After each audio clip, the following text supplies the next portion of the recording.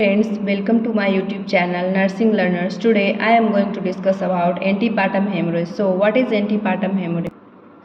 Antepartum hemorrhage is defined. It is defined as bleeding from or into the genital tract after the 28th week of pregnancy but before the birth of the baby. क्या बोल रहा है कि genital tract से या genital tract में जो भी ब्लीडिंग हो रहा है 28 वीक के बाद and before the birth of the baby, बच्चे के जन्म से पहले, उसको हम लोग क्या बोलेंगे? Antepartum haemorrhage. So the 28 week is taken arbitrary as lower limit of foetal viability. Foetal viability का मतलब क्या हुआ कि अगर 28 वीक के बाद बच्चे का जन्म हो जाता है तो उसका एक्सटर्नल इन्वायरमेंट में सर्वाइव करने का चांसेस होता है, वो सर्वाइव कर सकता है बच्चा. अब हम लोग देखेंगे types of antepartum haemorrhage. So antepartum haemorrhage होते हैं 2 टाइप्स के. प्लेसेंटल डिराइव्ड रीजन के कारण, प्लेसेंटल डिराइव्ड रीजन के कारण 2 टाइप्स के होते हैं, प्लेसेंटा प्रीविया एंड अब्राप्सियो प्लेसेंटा. सो अब हम लोग देखेंगे what is placenta previa. Placenta previa is when placenta is implanted partially or completely over the lower uterine segment and before the presenting part. क्या बोल रहा है कि प्लेसेंटा अगर कंप्लीट रूप से या पार्शियली रूप से हमारा लोअर यूटेराइन सेगमेंट में आ जाता है एंड प्रेजेंटिंग पार्ट जो है बच्चे का उसके पहले आ जाता है तो हम लोग उसको क्या बोलेंगे? जैसे यहाँ पे देख सकते हैं कि ये है upper segment of the uterus and ये lower segment of the uterus. This is the picture of uterus. This is fallopian tube, uterus, ovary and this is internal os, cervix, external os and vagina. तो क्या है कि हमारा जो generally जो हमारा implantation होता है वो अपर सेगमेंट ऑफ द यूट्रस में होता है, लेकिन प्लेसेंटा प्रीविया में क्या होगा कि नीचे आ करके क्या होगा, प्लेसेंटा का इम्प्लांटेशन हो जाएगा. ठीक है. इस यहाँ बोल रहा है praevia means in front of, denotes the position of placenta in relation to presenting part. Praevia means क्या होता है? इन फ्रंट ऑफ मीन्स के सामने, मीन्स प्रेजेंटिंग पार्ट के सामने प्लेसेंटा आ जाएगा. ठीक है. इसका इंसिडेंस क्या है? About 1/3 cases of APH belongs to placenta praevia. जितने भी केसेस होते हैं उसका 1/3 केसेस प्लेसेंटा प्रीविया के होते हैं.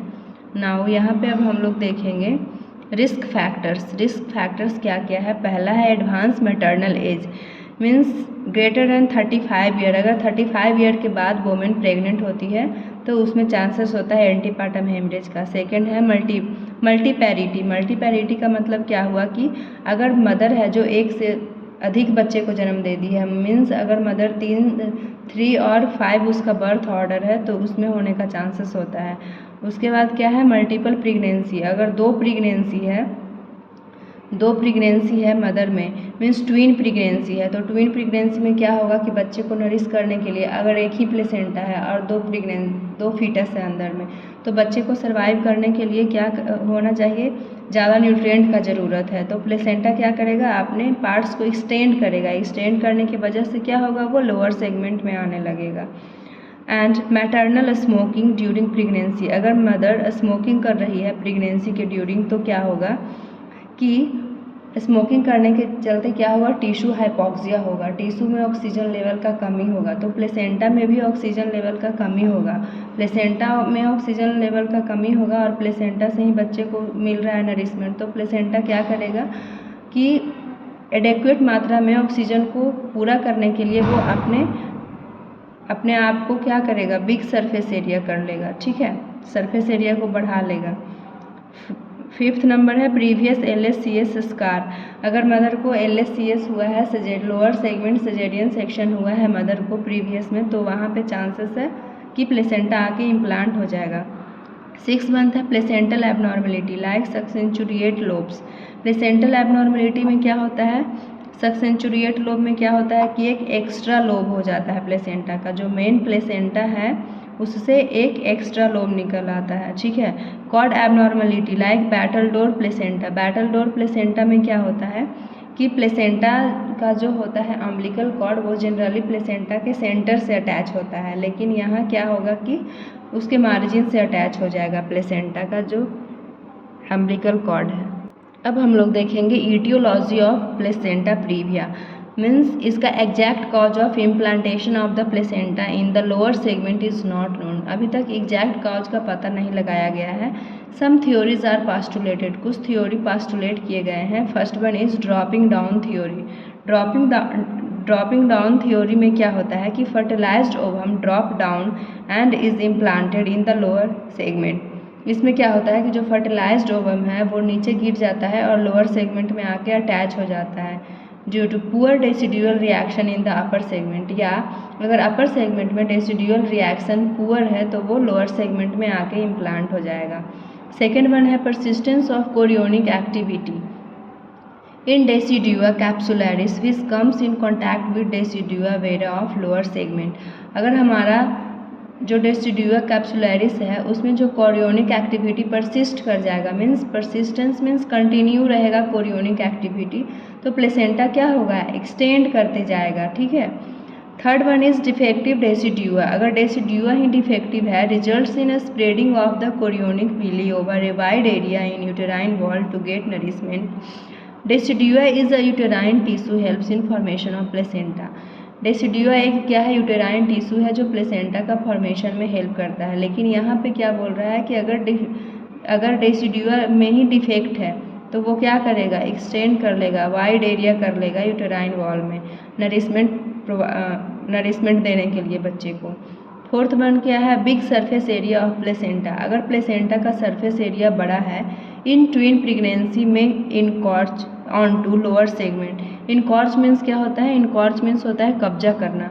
मीन्स ट्विन प्रेगनेंसी में क्या होगा कि प्लेसेंटा ट्विन प्रेगनेंसी है और प्लेसेंटा एक है, तो प्लेसेंटा क्या होगा, उसका सरफेस एरिया बड़ा हो जाएगा। दोनों जो अंदर में जाइगोट हैं उनको क्या नरिशमेंट प्रोवाइड करने के लिए, तो वो मे भी लोअर सेगमेंट में आके इनकॉर्च कर जाएंगे, मीन्स अपना कब्जा बना लेंगे। नेक्स्ट हम लोग देखेंगे टाइप्स। प्लेसेंटा प्रीविया का types, 4 types according to degree of extension of placenta to lower segment. Placenta praevia का 4 टाइप्स हैं। फर्स्ट वन है type 1 is low lying placenta. Low lying placenta, the major part of the placenta is attached to the upper segment and only the lower margin encourages onto the lower segment but not up to the internal OS।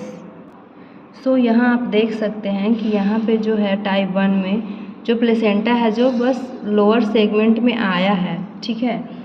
And second one क्या बोल रहा है, marginal, the placenta reaches the margin of the internal OS but does not cover it.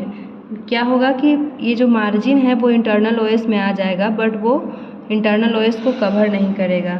Type 3 में incomplete और partial, the placenta covers the internal OS partially when but does not entirely so when fully dilated.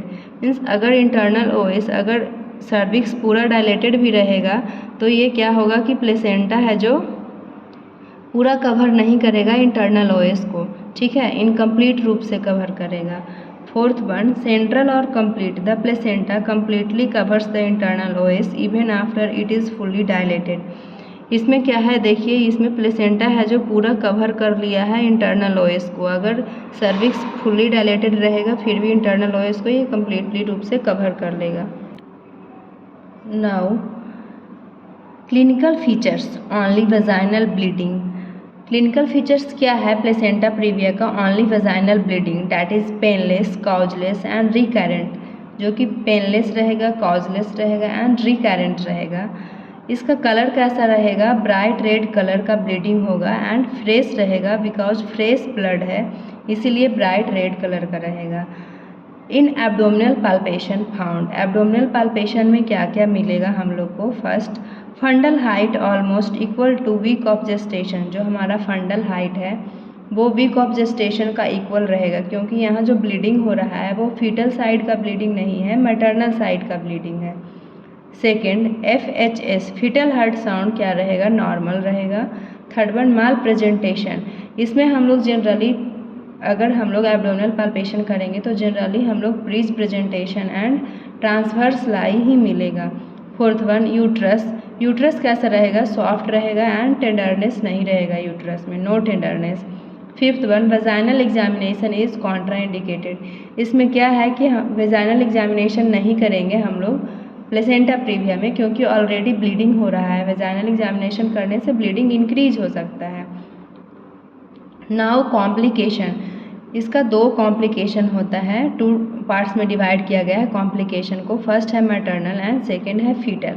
Maternal complication को 3 part में divide किया गया है, during pregnancy, during labour and during puerperium. During pregnancy में क्या हो सकता है, APH हो सकता है, प्री मैच्योर लेबर हो सकता है, माल प्रेजेंटेशन हो सकता है। ड्यूरिंग लेबर में, लेबर के दौरान क्या क्या कॉम्प्लिकेशन हो सकता है, IPH होता है, इंट्रापार्टम हेमोरेज हो सकता है, प्री रप्चर ऑफ मेम्ब्रेन हो सकता है, कॉर्ड प्रोलैप्स हो सकता है, slow dilatation of cervix, PPH postpartum haemorrhage and retained placenta. During puerperium, puerperium किसको बोलते हैं, पोस्ट नेटल पीरियड को। पोस्ट नेटल पीरियड कितना होता है, after the birth of the baby up to 42 days और 6 वीक्स।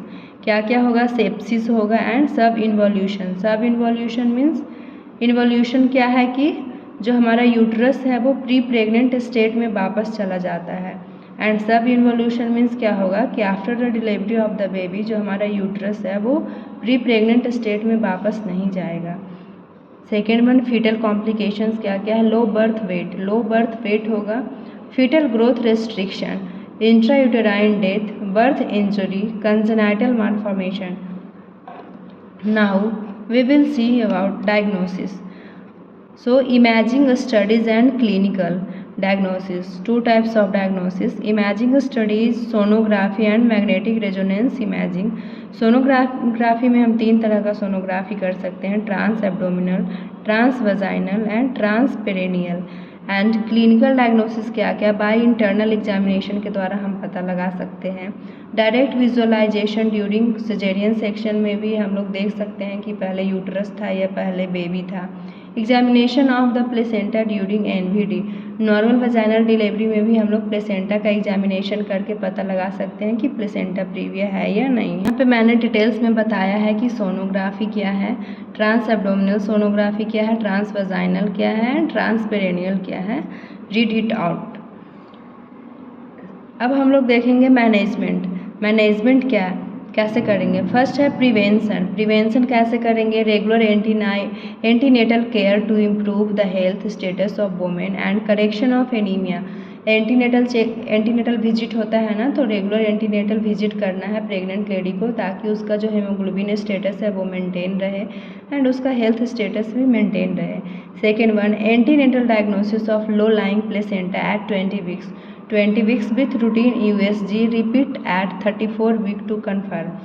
अगर 20 वीक्स में एक होता है USG, उसमें पता लगा सकते हैं, या 34 वीक्स पे एक USG करेंगे, अल्ट्रासोनोग्राफी करेंगे, उसमें पता लगा सकते हैं कि प्लेसेंटल लो लाइंग है या नहीं है। उस हिसाब से फिर उसका मैनेजमेंट करेंगे। क्या है, warning, haemorrhage should not be ignored. अगर प्रेग्नेंट लेडी है और उनको हेमोरेज हो रहा है तो उसको इग्नोर नहीं करना है, हॉस्पिटल में एडमिट करना है। एट होम, होम में क्या क्या कर सकते हैं, अगर ब्लीडिंग होना स्टार्ट हो गया है तो पेशेंट को इमीडिएट पुट करेंगे बेड में। Assess the blood loss by inspection of clothing soaked with blood. And क्या करेंगे कि ब्लड लॉस कितना हो रहा है उसको एसेस करेंगे, ठीक है। On admission to hospital, hospital में एडमिशन हो गया है, उसके बाद क्या करेंगे, amount of the blood loss check करेंगे by noting the general condition, pallor, pulse rate and BP। Blood pressure measure करेंगे, पल्स रेट मेजर करेंगे, बॉडी कैसा है वो मेजर करेंगे, वो ये सब देखेंगे, ठीक है। Second one, blood samples are taken for group cross matching and estimation of haemoglobin.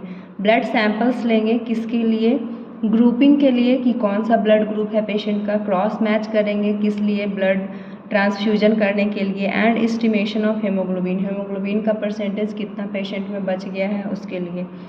Third one है, a large bore IV cannula is sited and N infusion of NS is started and cross matched blood should be arranged. उसके बाद cannula लगाएंगे, patient का blood loss हो रहा है, means fluid का loss हो रहा है, तो फ्लूइड को मेंटेन करने के लिए क्या करेंगे, कैनुला लगाएंगे, नॉर्मल सलाइन स्टार्ट करेंगे एंड क्रॉस मैच्ड ब्लड है उसको अरेंज करके रखेंगे। अगर पेशेंट का ब्लड लॉस ज़्यादा होने लगेगा तो बाद में उसको ट्रांसफ्यूज करने के लिए। Fourth one, gentle abdominal palpation to note uterine tenderness. Palpation करेंगे, धीरे से जेंटली करेंगे, यूटेराइन टेंडरनेस को मेजर करने। Inspection of the vulva, vulva का इंस्पेक्शन करेंगे टू नोट एक्टिव ब्लीडिंग, कि ब्लीडिंग अभी भी हो रहा है कि नहीं हो रहा है, इसके लिए वल्वल एग्जामिनेशन करें। Now active management, active management क्या है? Caesarean delivery. Placental edge is greater than 2 to 3 centimetre away from the internal cervical os. अगर इंटरनल सर्वाइकल ओएस से प्लेसेंटा का एज 2 से 3 सेंटीमीटर दूर है तो क्या करेंगे? Trial of labour is decided, trial of labour करेंगे। Internal examination in OT, OT में पेशेंट को ले जाके इंटरनल एग्जामिनेशन करेंगे। उसके बाद क्या करेंगे? ARM artificial rupture of membrane करेंगे, ऑक्सीटोसिन देंगे पेशेंट को। उसके बाद फिर से देखेंगे कि सेटिस्फैक्ट्री प्रोग्रेस ऑफ लेबर, अगर लेबर का प्रोग्रेस हो रहा है तो वेजाइनल डिलीवरी करवाएंगे। एंड अगर ब्लीडिंग कंटिन्यू है और पेशेंट लेबर में नहीं जा रहा है, लेबर का इनिशिएशन नहीं हुआ है, तो सिजेरियन सेक्शन करेंगे। Second, placental edge within 2 centimetre, अगर इंटरनल ओएस के अंदर में ही प्लेसेंटल 2 सेंटीमीटर के अंदर ही प्लेसेंटा है तो क्या करेंगे? नो इंटरनल एग्जामिनेशन, कोई भी इंटरनल एग्जामिनेशन नहीं करेंगे एंड सिजेरियन सेक्शन कर देंगे। Thank you for watching.